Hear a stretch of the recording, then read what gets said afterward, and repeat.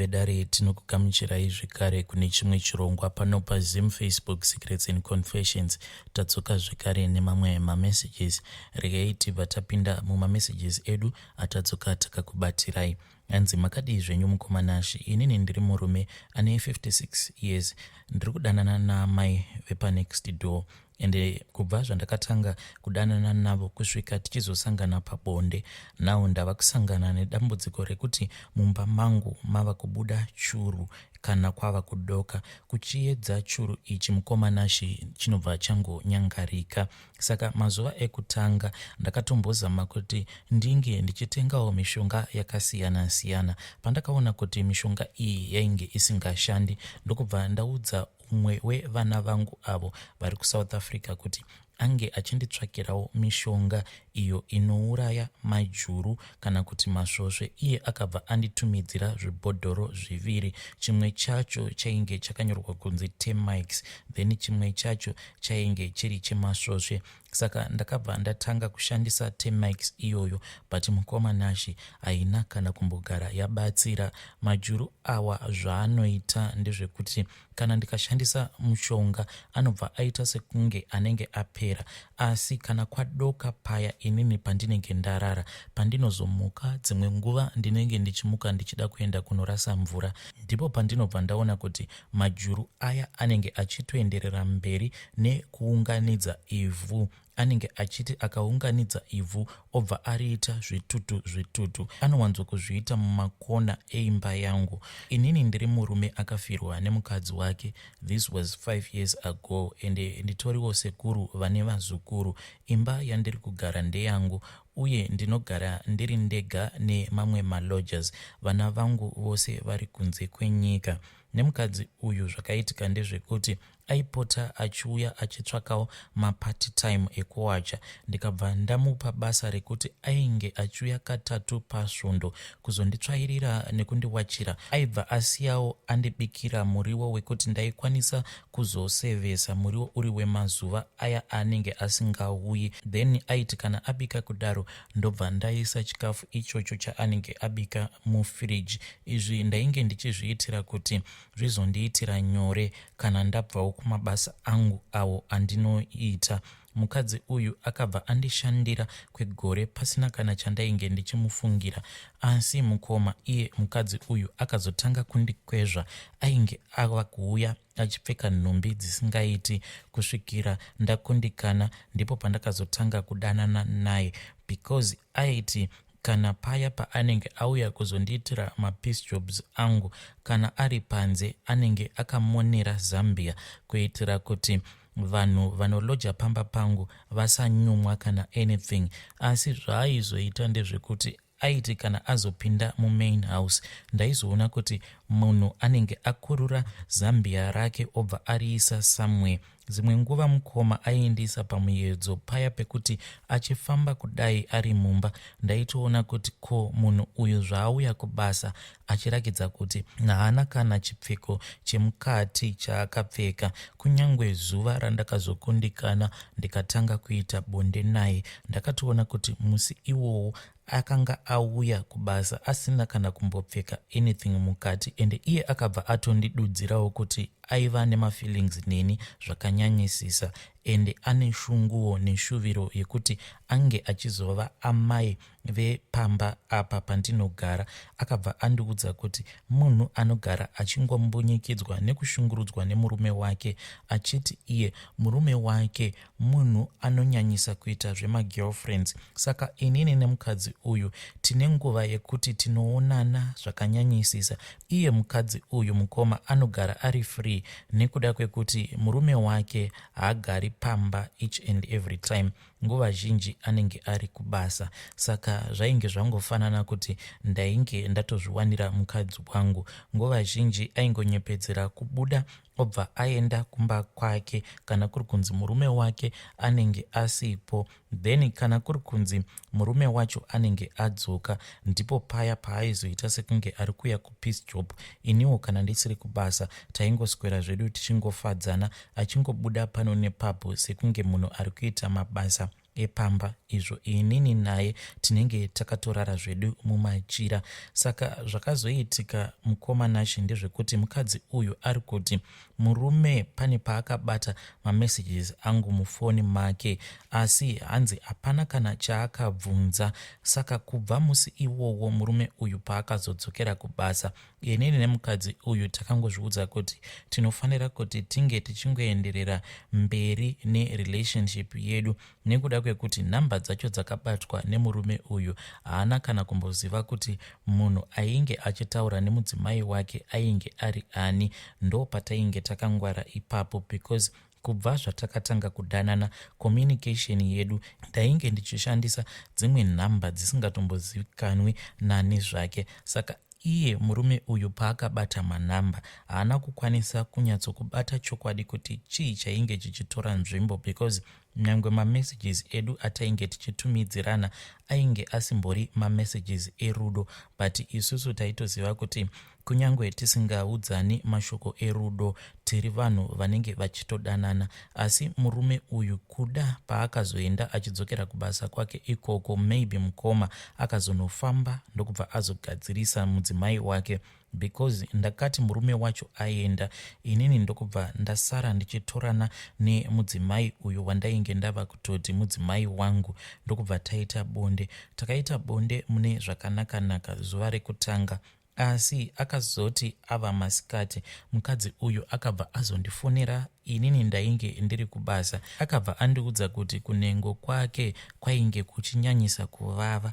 Iye kubva zvaakandiudzawo ndakabva ndatanga kunzwawo kunengo kwangu kuchiita sekunge kunoswinya, so but kwakangoswinya kwekanguva kadiki ndokubva kwatonyarara.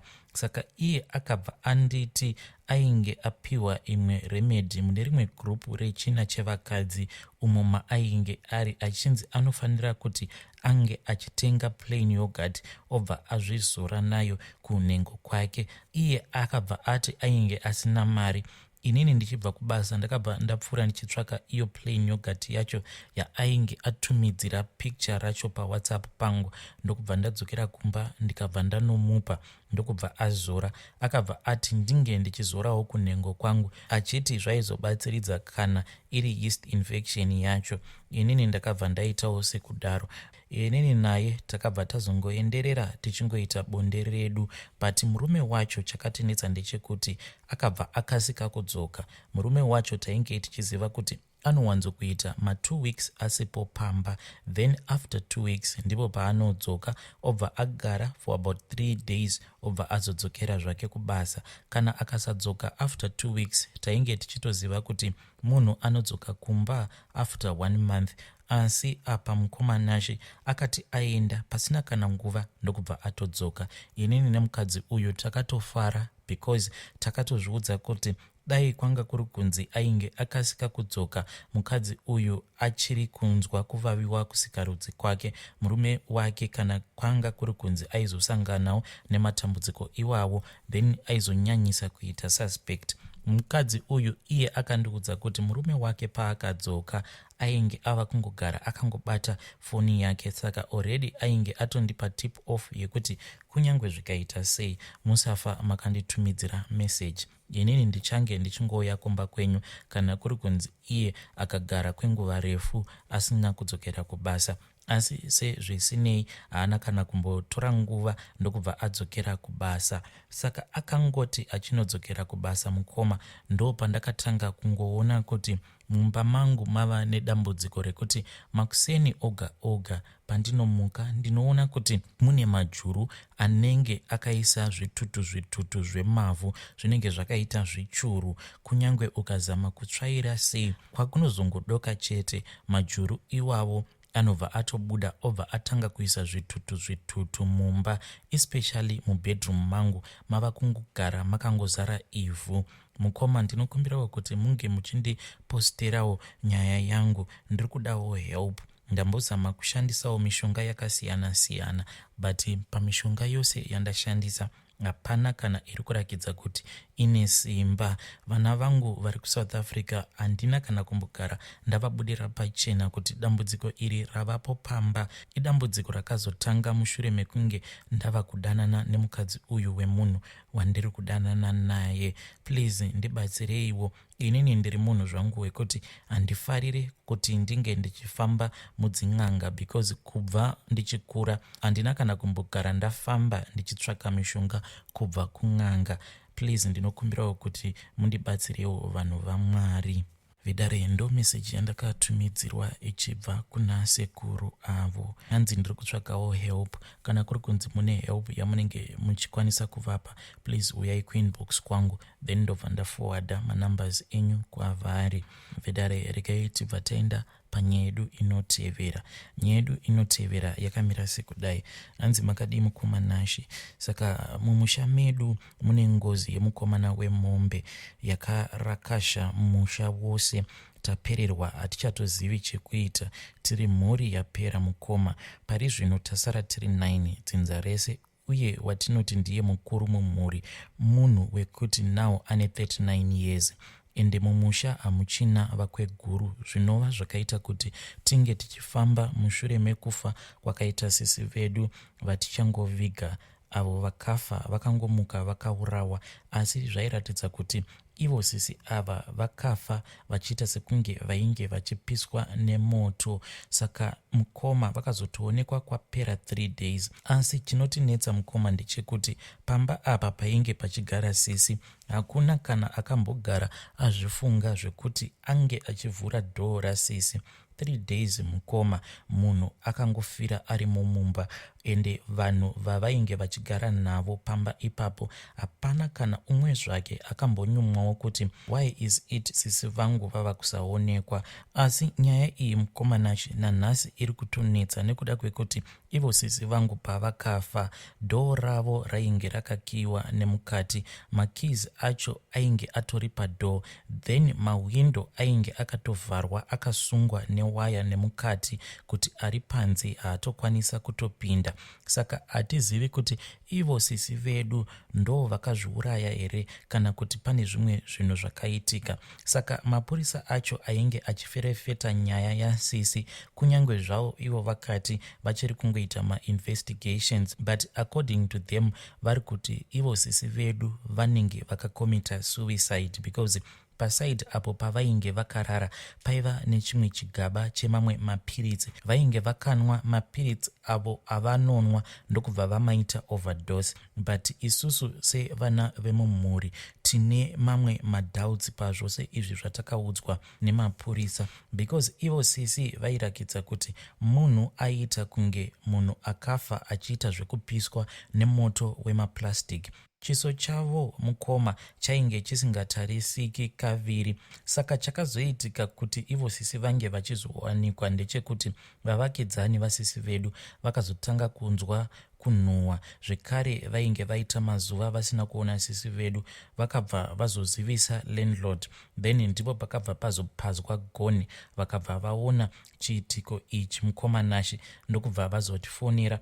Mushure mekunge vatifonera, isusu takabva taenda kuya ndokubva tanotakura mutumbi wedu kusvika tazoviga sisi.